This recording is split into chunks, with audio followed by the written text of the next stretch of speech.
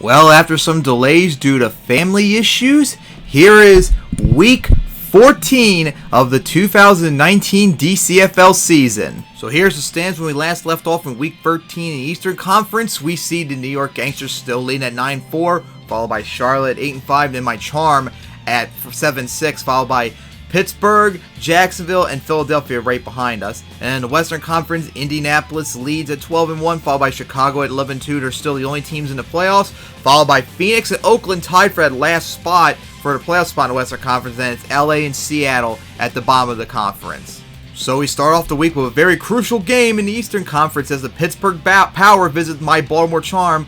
Oh my god, my Charm have now lost 2 in a row and are on the verge of losing our playoff spot right now, which is not looking good, especially since we have to host the Pittsburgh Power, who have won 5 in a row now. Remember, they were 2-6, now they're 7-6.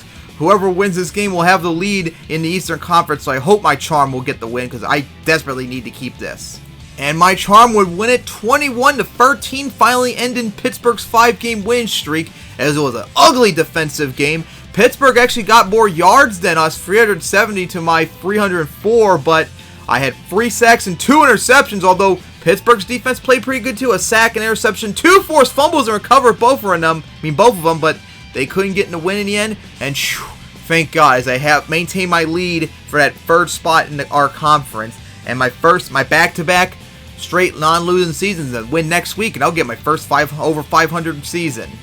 And then up is the Philadelphia Sonics visiting the Charlotte Bobcats, as Charlotte is trying to get a win here, and they'll get their first ever win season, keep ahead of the Charm and the New York Gangsters in the playoff race. Meanwhile, Philadelphia already long eliminated and continuing their 10 or 11 game losing streak, and nothing's going right for this expansion team this year. And Charlotte would win it in overtime, 30-27, as Philadelphia actually made a giant comeback at the end of the game. They forced overtime, and they actually won the coin toss. However, they couldn't get anything going offensively. And then when they kicked the ball back, Charlotte had good field position. They went down and kicked the field goal to secure it. Oof, what a blown opportunity for Philadelphia to pull off that upset, as they put up almost over 460 yards of offense, more yards than Charlotte did. And their defense played better, but they just couldn't get the win when they honestly played even better than Charlotte. And with this, Charlotte got their first ever win season, but still not in the playoffs yet. And then we go to a big game in the Eastern Conference as the Jacksonville Scouts visit the New York Gangsters. As the Gangsters, if they win here, they could very likely clinch a playoff spot. Meanwhile, they have a tough opponent to face as they're facing the Jacksonville Scouts, which are surging right now. They were 0-6 and 1-7 at one point. Now they've won 5 in a row and look like they could be a major threat to somehow maybe make a playoff appearance despite that terrible start. That would be incredible. And Jacksonville would pull off the upset 31-27 as they really put a beating on New York in a close game. They put up over 460 yards too. Their 3 sacks defense did some work too, but New York's defense played better.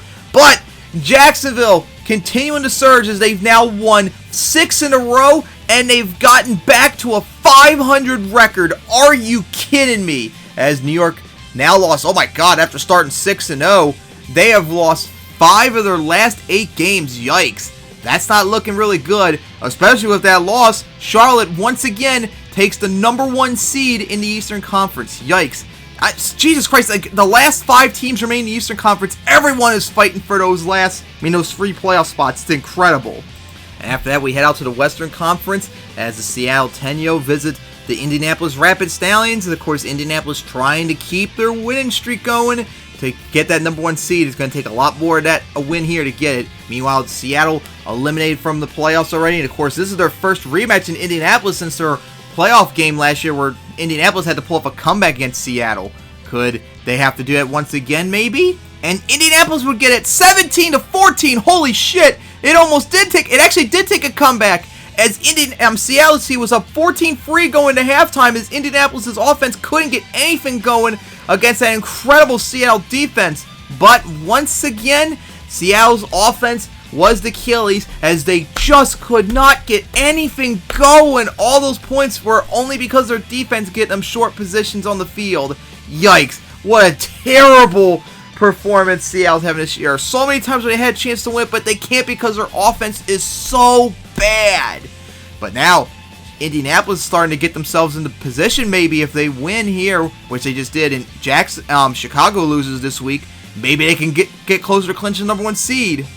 And then up is the Phoenix Devils visiting the Oakland Pillagers. This is a big game for both Matthews teams, as whoever wins this game will have the 3rd seed at the moment in the Western Conference, as these are the only 2 teams remaining that could make it to the playoffs. And which one of them will it be?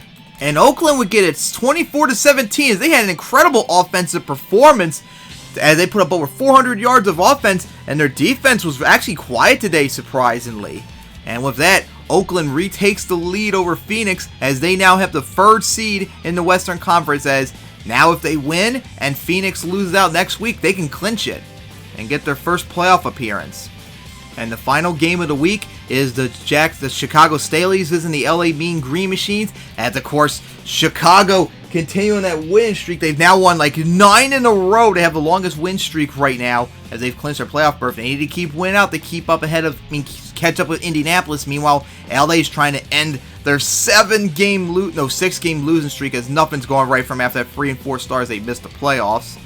And Chicago would get it in overtime, 31-28, as LA would have to pull off a massive comeback in the 4th quarter, including getting a 2-point conversion. They tied it up.